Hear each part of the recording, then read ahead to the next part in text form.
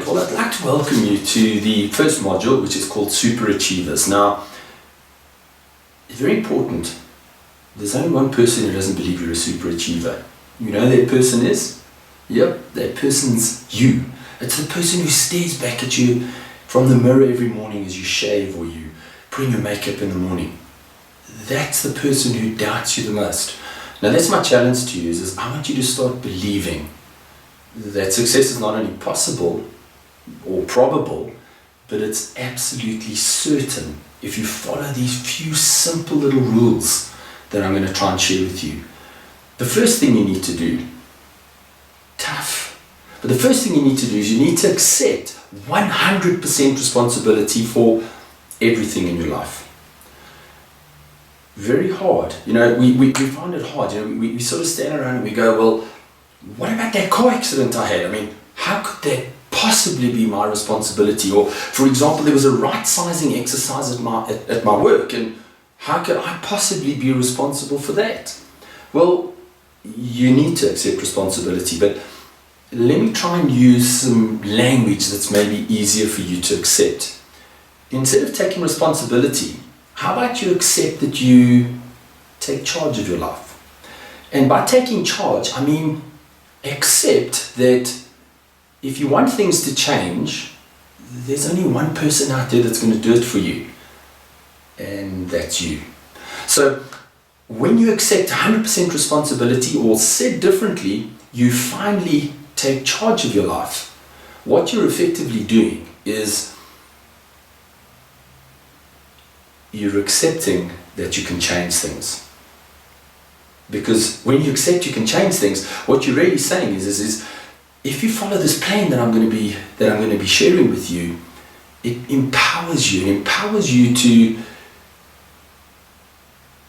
make some positive changes. And those positive changes that I'm talking about are simple, but this is the part that's tough. Is all of the stuff's simple to do, but it's not easy.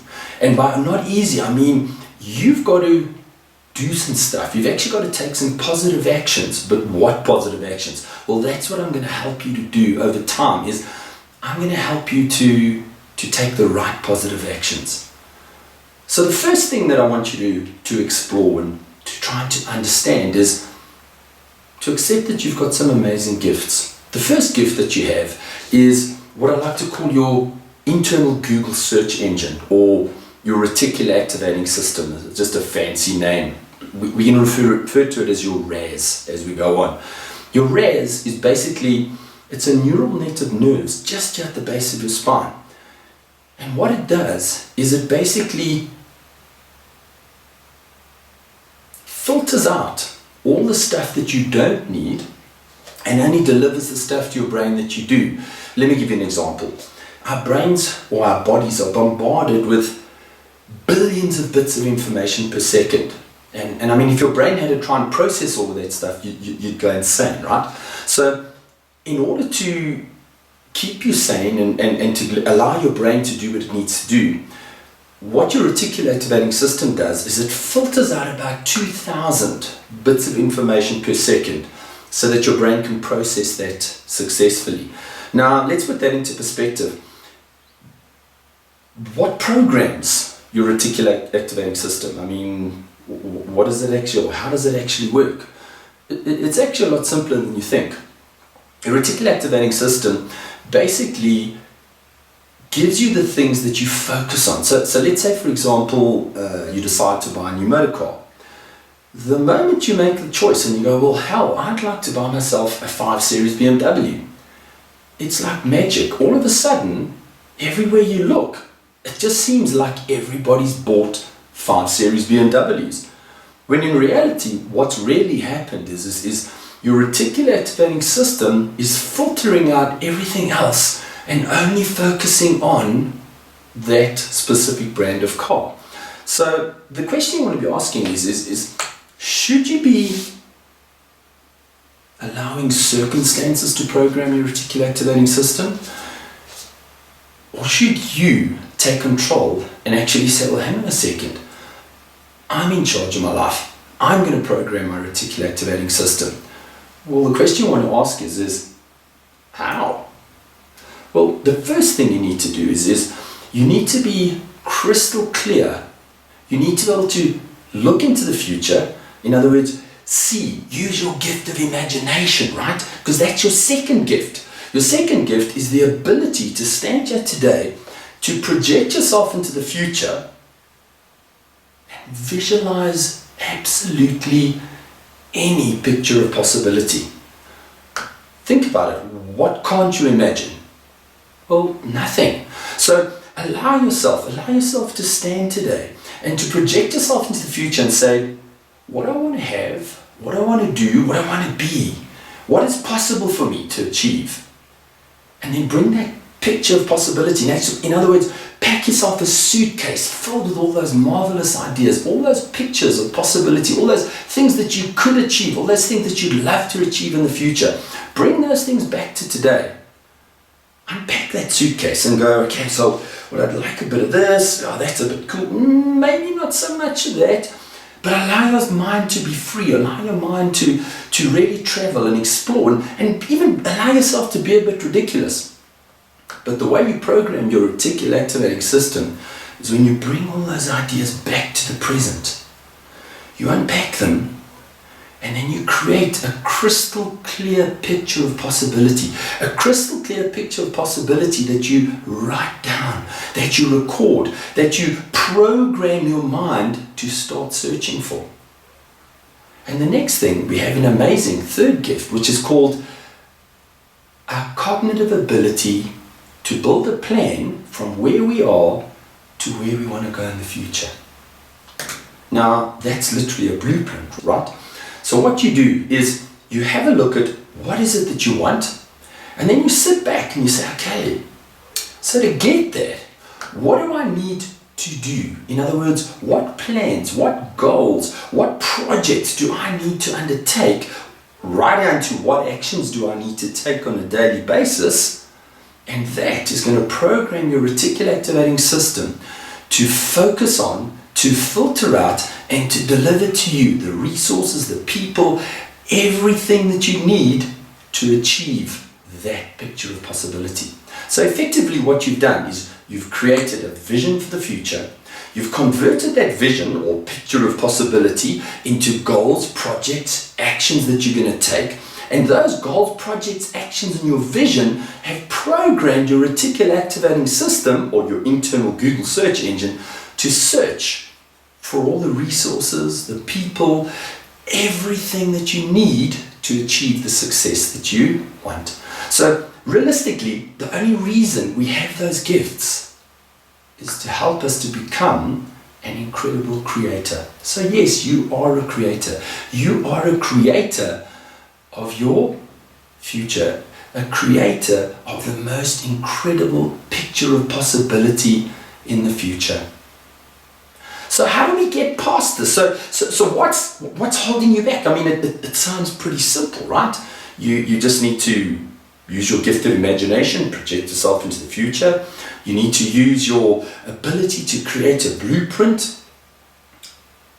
Find out what actions you need to take on a daily basis, and then you just need to do it, right? So what's holding you back?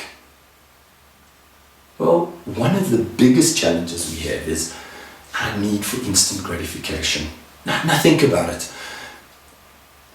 Yes, of course, you need to take action every day, but remember, for every action that you're going to take, for every positive action you're going to take, you've got to make some kind of sacrifice, right? So you've got to sacrifice something. You've got to give up some TV, you've got to give up some entertainment, you've got to give up some socializing. So you've got to move and change and focus on doing something.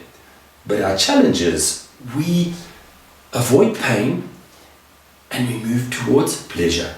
So it's a whole lot easier to go and watch TV for an hour than it is to get off your butt and to actually go and do something. In other words, go and take goal-specific action. That takes sacrifice. So the first thing you've got to focus on is you've got to say to yourself, right, I've got to focus on my picture of possibility in the future. I've got to focus on taking those actions, and I've got to learn how to delay my gratification. So don't go watch TV, don't go socialize, don't go hang out with your mates. I'm not saying don't do it at all, but I'm saying take a little bit of time from TV, from entertainment, etc., and put it into probably the most important thing you'll ever do in your life, which is achieve your goals. So avoid instant gratification. Right, and the next thing, right? So once you've avoided that instant gratification, the next thing I want you to be aware of is fear. Do you know, a lot of us hold ourselves away from success, not because we fear failure so much, but because we fear success. So what I want you to do is I want you to really focus and start to get a deep-rooted belief that you want to be successful, but stop sabotaging your success. Stop standing in your own way. Believe you can have it. You know, it sounds so crazy, but right from when we were kids, we were programmed with stuff like people with money, or should I rather say money is the root of all evil. I mean, come on, I don't want to be evil. So subconsciously, my subconscious mind kind of stops me from doing the stuff that I need to do to build financial wealth. So explore your fears. Explore those deep-rooted beliefs that you hold about wealth, about health, about success, about relationships. I mean, are you sabotaging yourself from having the most amazing relationship because you had a bad experience before? Are you sabotaging yourself from becoming financially successful because you believe that money is the root of all evil?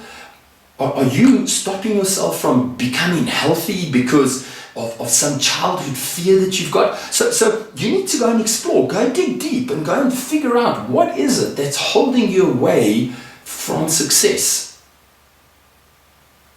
What are your fears? What is it? What is it that's holding you away from success? And once you've had a look and you've explored and you've figured out, okay, so what could be stopping me? The next thing you need to do is you need to clarify, what does success look like for you? Now that sounds crazy. Oh, of course I know what success looks like for me. I've got to have a lot of money, be living in a big house. Really?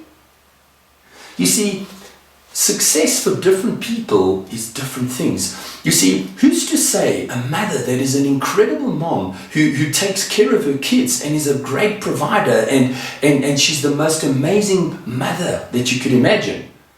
Who's to say she's less successful than someone who's made a lot of money? You see, her values are her family. Explore your values. You see, if you believe, and you see, this is how society's programmed us. Society's programmed us to believe that success is money. Success is financial wealth. Look, let's put it this way. I've tried it both ways. I've tried it without money and I've tried it with money. It's a lot easier with money. Money gives you choices. But if you're pursuing financial wealth at the expense of your family, and your family is actually your top priority, you're going to sabotage your success at every turn, right? So the secret to be successful is to say, what does success mean to me? What does it look like? What do I have? What am I doing? What am I being? And once you can tie that down and you can figure out what success really means to you, then you wake up every day, the actions you take are inspired actions. The actions you take will never be sabotaged because you are doing things that are moving you in the direction that matters to you. And that's the secret. So go and invest some time. You know, we think we can take shortcuts. Okay, let's jump in. Let's go and look at our vision. Let's build goals. Let's just get going. The reality is, there is no shortcut to this. Remember I said to you, the process is simple, but it's not easy. So do me a favor, don't take shortcuts. When you take shortcuts, especially when it comes down to deciding what does success mean to you, because once you can define what success means to you, that's where you can move on to the next part. The next most crucial part is, when you know what success means, in other words, what do you want to have, do, and be? What matters to you? What do you value? Do you value family? Do you value financial wealth? Do you value a great career? Do you value amazing health? Do you want to have an incredible body? What is it that you really value? Because once you know that, you know what success looks like for you. So in other words, what you're going to build is going to be inspirational. It's going to be something that's going to light the fire of inspiration in your belly, and it's going to make you get up and take action every day. It's not going to, see, if you try and build something that's not aligned with what success looks like to you, you're going to sabotage your own actions. You're going to stand in your own way all the time. So once you know this, and you know what success looks like, the next thing you have to answer is, what is my passion? What wakes me up? What is it excites you? If you had to sit and think, okay, so what do I like doing? What do I love doing more of? And what do I want to do less of? You see, what you're looking for, we refer to it as your true life purpose, but it sounds, when we define it as your true life purpose, you start thinking stuff like, there's got to be some kind of drum roll that goes off. There's got to be some kind of huge moment in my life, like, wow, this is my life purpose. It's got to be huge. The reality is, look, listen to your own emotions, right? There's certain emotions or certain actions that make us feel good about ourselves. So when we take certain actions, when we do certain things, our emotions allow us to feel good. But then there's other things we do, in other words, things we hate doing that have negative emotions associated with it. So things that are aligned with your true life purpose, or can I rather say your true life passion, because it's passion, it relates to emotions. Things that are related to your true life purpose or true life passion, those are things that make you feel good. So when you're looking at discovering what your true life purpose is, right? Your true life purpose is defined by what makes you feel good. So what does success mean? That's the first part. The second part is, okay, so if that's what success looks like, what do I need to do that makes me feel good? In other words, what is my true life passion or purpose? And once I've got those first few things in place, the next step becomes a whole lot easier, right? Because then we can start answering the question. We can start utilizing my wealth plan. Now, what the heck is a wealth plan? I mean, surely a wealth plan sounds like something that you're going to use to go and make money, right? Yeah, you can. But the reason I used the acronym WEALTH was you can have a wealth of health, you can have a wealth of success, you can have a wealth of money, you can have a wealth of great relationships, so you can have a wealth of all sorts of things. So in other words, my wealth plan is something that you can point at anything. Let's say, for example, you want to go and achieve your sales target, right? Well, achieving your sales target, you take the wealth plan, woof, you focus on it. You want to improve your health, focus the wealth plan on it. Well, maybe you want to grow your financial wealth, focus the wealth plan on it. So where did this wealth plan come from? Well, over the last sort of 8 or 9 years, I've interviewed over 98 super achievers. Now, these 98 super achievers, I've asked them a whole lot of questions, and I've tried to uncover what is it they do? What is it that separates these super achievers from average people? Because not one of them were born with a silver spoon in their mouth. I don't believe they're cleverer than you. I don't believe they're better looking, healthier. They are you. They were born with exactly the same potential and opportunity as you were. The only thing they've done different is the way they've approached their success. They've done things, right? Now imagine, let's think about it. Let's really be silly now, right now, okay? Imagine if I want to bake a chocolate chip cookie. What do I need to do? Well, if I can read and I've got a recipe, right? If I've got a recipe, I've got the ingredients, and I've got the oven to bake it in, I can bake a chocolate chip cookie, right? The first time I'll bake the chocolate chip cookie, it might not be as good as someone else's, but once I've done it again and again, and the 30th and the 40th and the 50th time, I'm going to get better and better and better at baking cookies, right? The same thing's true about your sales target, right? If you know what to do every single day, in other words, you have a recipe for your sales success, and you implement and you take action on that every day, will you achieve your sales target? Of course, right? So let's explore the wealth plan, right? So the wealth plan, it's WEALTH. The W stands for write your vision down. Now, why the heck would you need to write your vision down, right? Well, hang on. Let's go right back to, remember I told you about your reticular activating system, right? Your reticular activating system is a way of filtering out all the stuff you don't want and filtering and delivering exactly the resources, the people, everything that you need to achieve the success that you want. Now ask yourself this question. What is your vision for the future?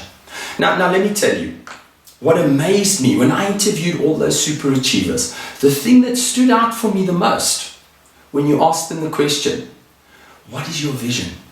Their eyes darted up to the right and they had a story. They had a passionate story. There were pictures. They painted crystal clear pictures of possibility of what they wanted in the future. They had direction. They had an absolute focused path that they were going to travel towards the picture of possibility that they saw in the future. I want you to do a little thing. Go and ask your spouse, your colleague at work, and say to them, what is your vision for the future? Their eyes are going to dart down to the left. They're going to try and imagine something. They're going to try and figure out something because they don't have a direction, a focused way that they're going to be going, right? Remember the super achievers, eyes darted up to the right.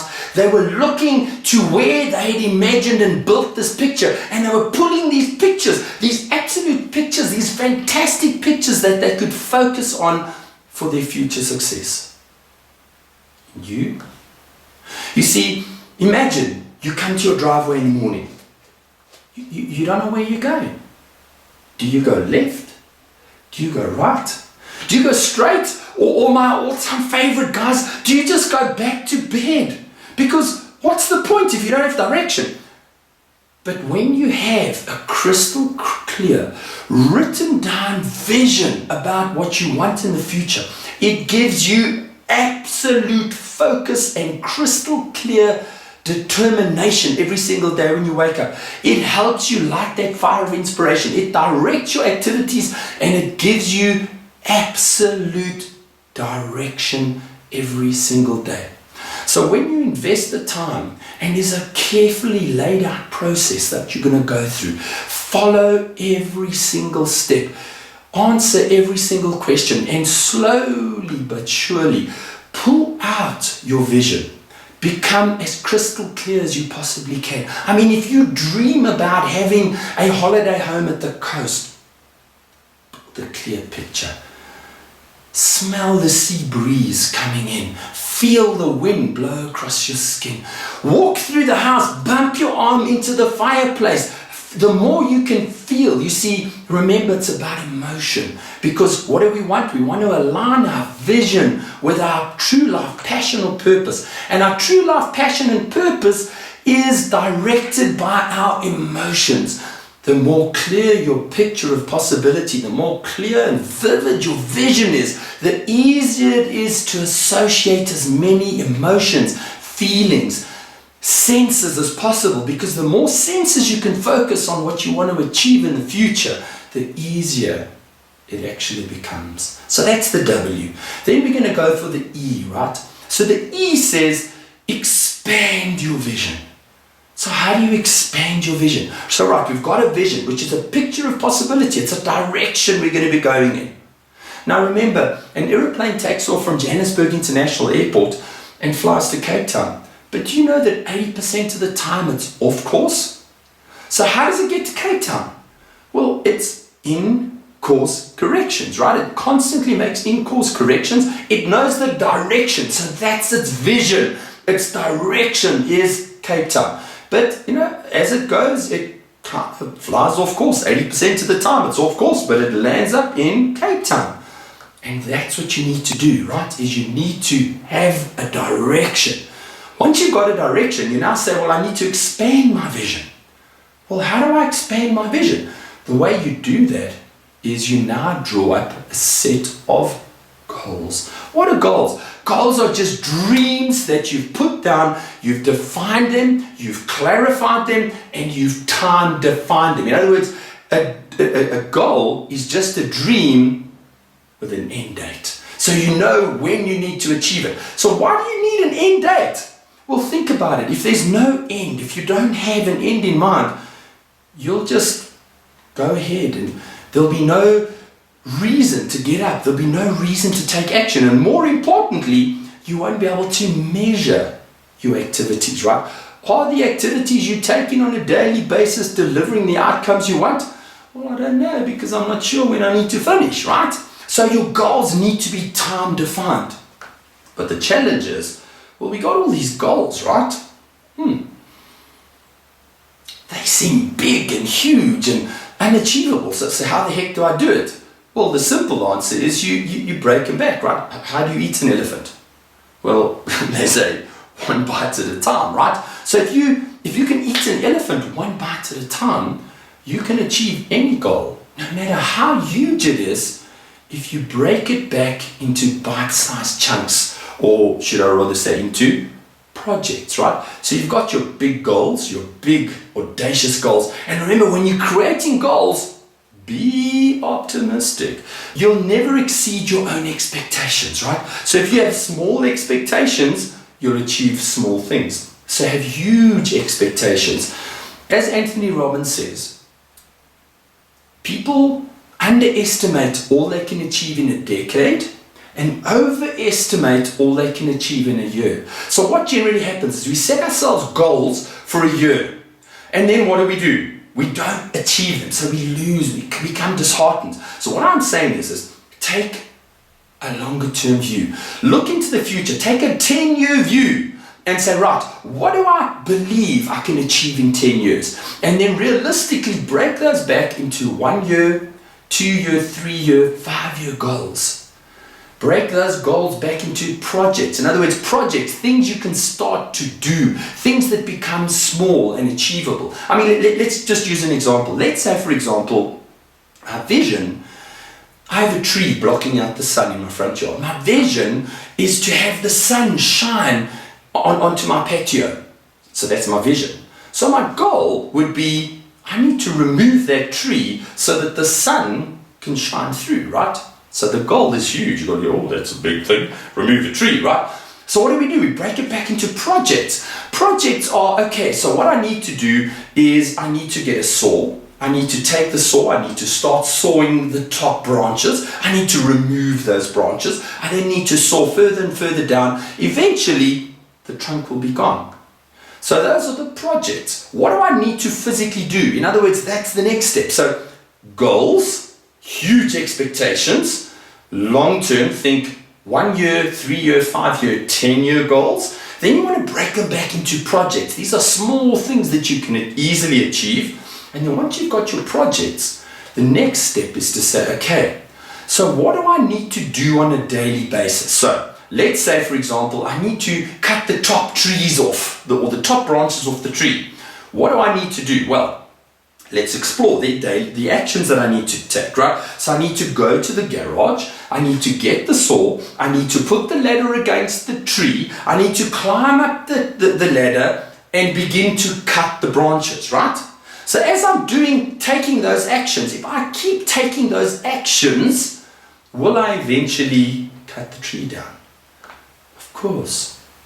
But you see, what you need to add to that is how do I know that the actions I'm taking are delivering the outcomes that I want, right? Because remember, my goals are time defined. So I have said, I would like, my vision is to bring sunlight into my garden. My goal is to remove the tree so that the sunlight will come into the garden, right? But I want to do that. I've got 1 week in which to do it. So in order to do that, I need to have some sort of measurement criteria in place to evaluate if the actions that I'm taking are delivering the results that I want. So I calculated that I need to cut down a branch every 3 minutes, right? So there I go, cutting down the branch. It's taking me 4 minutes. Okay, so what do I maybe need to do? Okay, maybe I'm using a handsaw. Maybe I need to get an electric saw. That'll help me to do things more efficiently, right? Let's have a look at a salesperson as an example, right? You need to have a look at your sales target, right? Your sales target's a goal. So you need to break your goal back into projects. What are the projects? Well, the projects could possibly be 1 week. I have to sell, let's say my annual target is 12,000 Rand. My monthly target is 1,000 Rand. My weekly target is 250 Rand. My daily target is 250 divided by 5, which is 50 Rand. So now think about this. If I've got to sell 50 Rand every day, when I get to the end of day 1, what do? Well, I've taken certain action.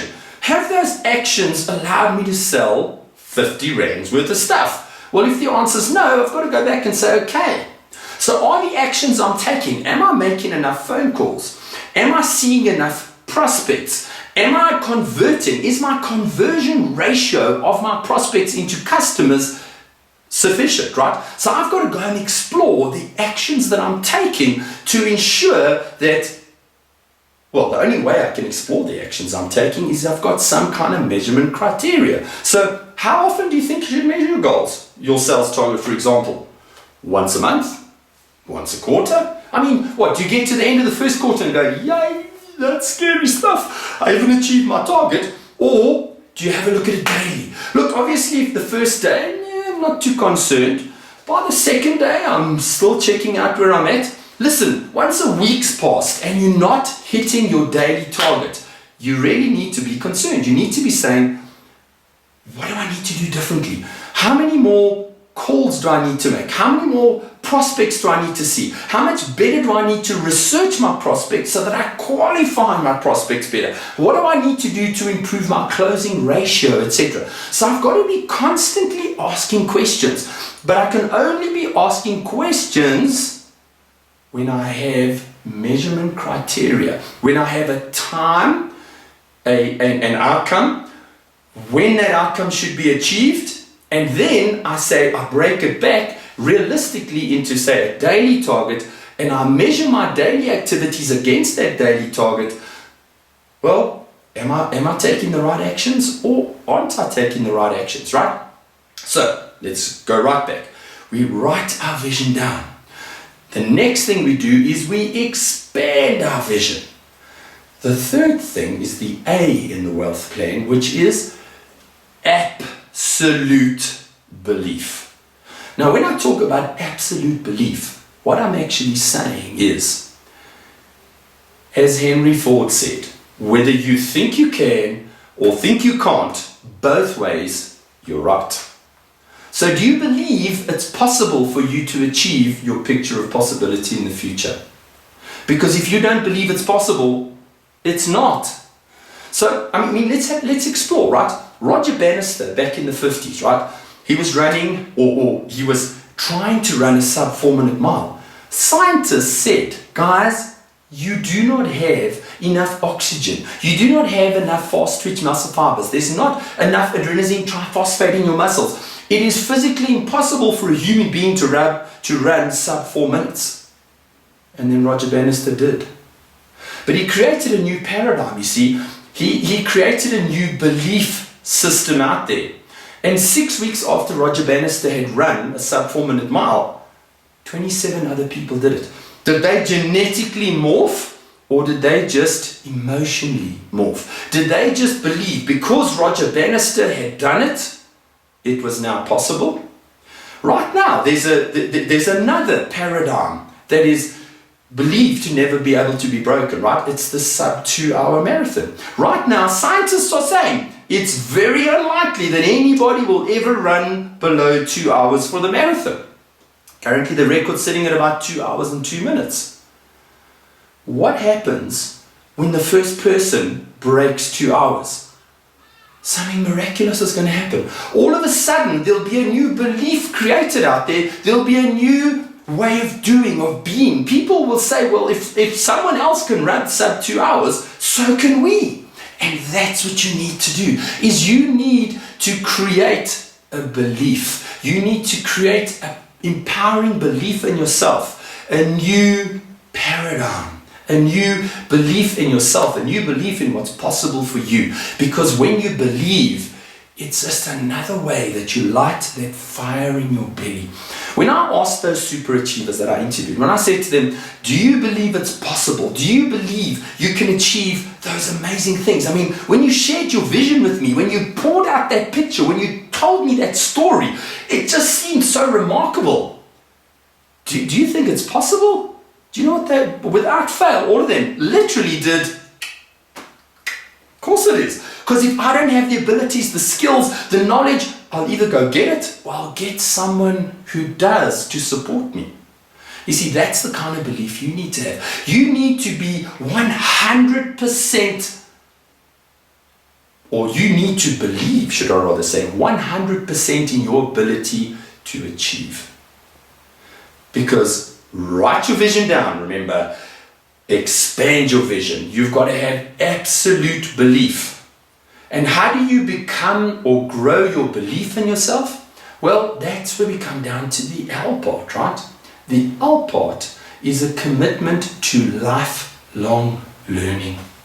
You know, when I spoke to all those super achievers, every one of them, do you know how many books they read on average a year? 60. Some of them way more, but on average they read 60 books a year. None of them spent less than 1 hour a day educating themselves. They would drive around in their cars listening to audiobooks. They would read books. In fact, when I was interviewing those super achievers, they were interviewing me. They were trying to see how much they could learn from me.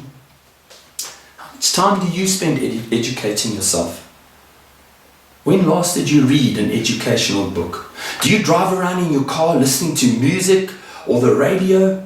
Or do you drive around in your car empowering yourself, listening to audios, to inspirational audios, to educational audios? Because that is going to help you to become better.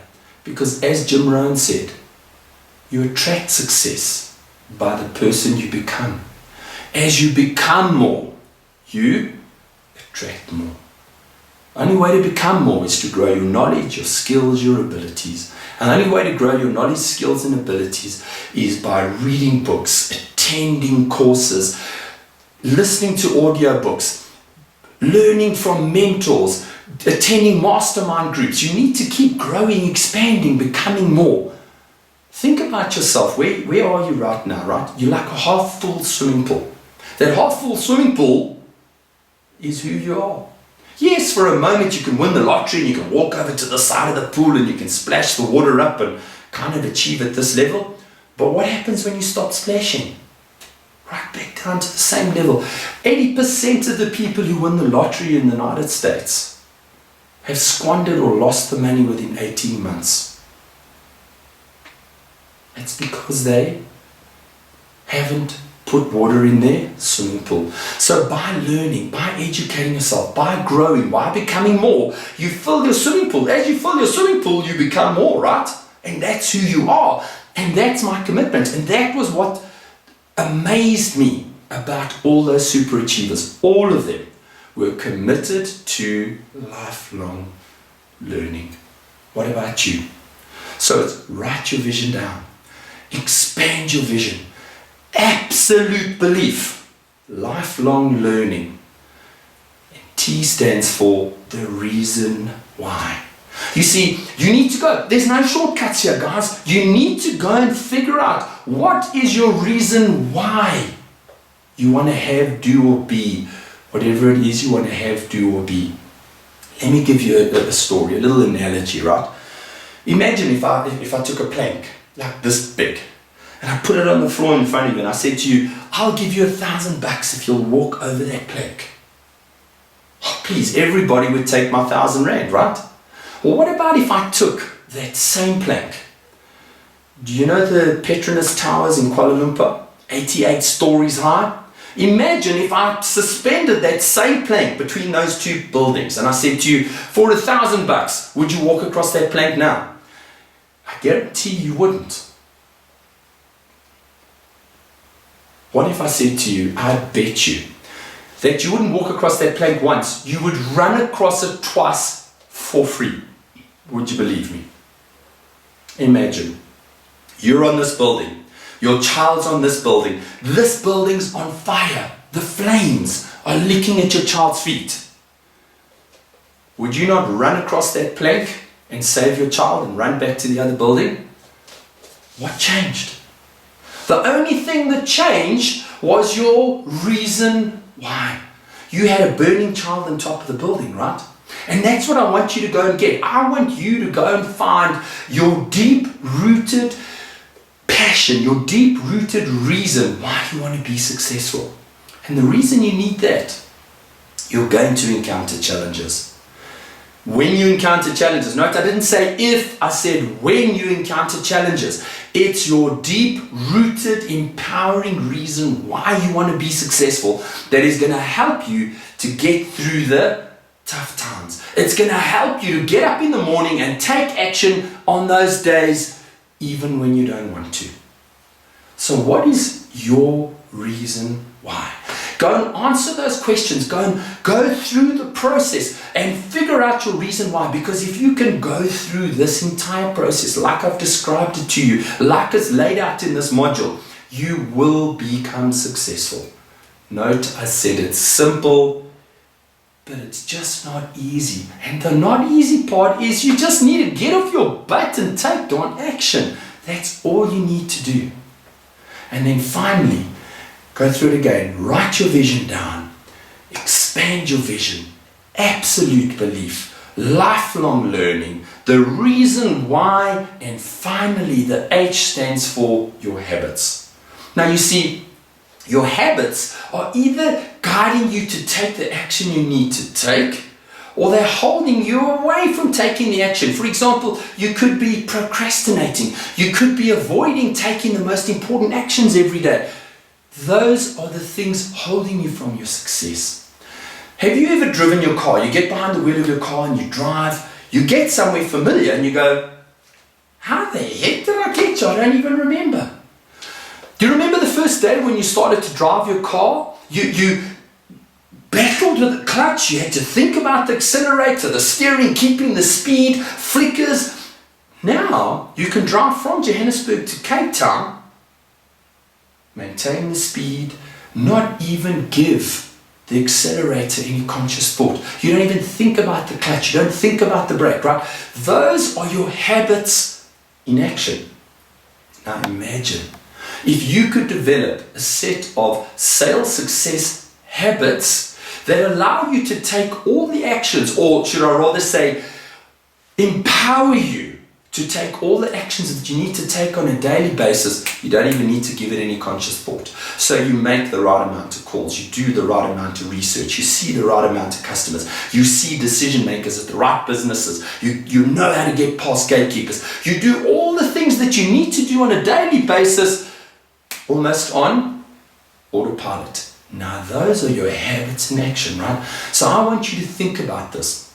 You got to think about, how can I go about developing, improving my habits? Now let's explore another analogy, right? Imagine there's a house and it's in the middle of a grassy field, and there's a grassy field all the way around it, and leading from this house are these brown, deep, rutted pathways. Now, if you keep walking on those pathways, right, your bad habits, your entrenched habits, they're never going to go away. So what have you got to do? Well, you've got to figure out new, empowering habits, right?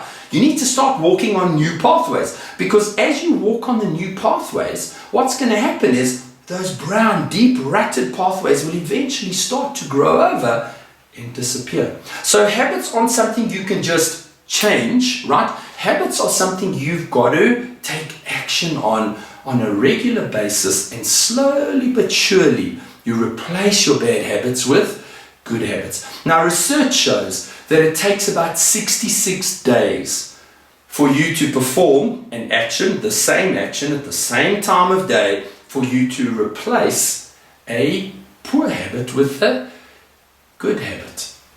So let's explore this now. We've got to write our vision down.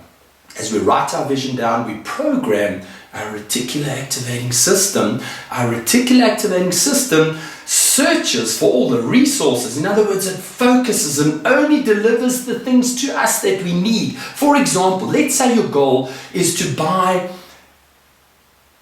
a well-priced residential properties in the Cape Town area. Now, you could be standing in a room of 3,000 people. There's noise going on everywhere. But your reticular activating system is filtering and looking for reasonably priced domestic properties in the Cape Town area, and somebody 10 feet away from you mentions that they know of a great opportunity where you can buy reasonably priced residential properties in the Cape Town area. Your brain will focus in, it'll filter out all the other noise, and you will only hear that.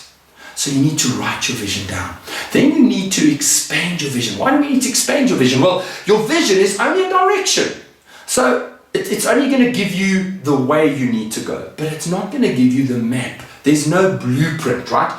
So as you expand your vision, you're creating a blueprint. In other words, goals, projects, actions. Your actions are things you're going to do on a daily basis, right? The next thing you're going to do is you're going to commit to believing in yourself, right? You need to be 100% convinced that what you're going to do is going to deliver on your dreams. Because why else would you get up in the day? Why else would you delay gratification unless you can actually see the benefit in the long run? So you've got to believe that what you're doing every day is delivering some kind of outcome. You see, how do you become, or how do you believe in yourself more? Remember, competence equals confidence. How do you become more competent? Well, you become more competent through learning, through growing your skills, right? So you need to commit to lifelong learning. You need to commit to keep growing, expanding, becoming more.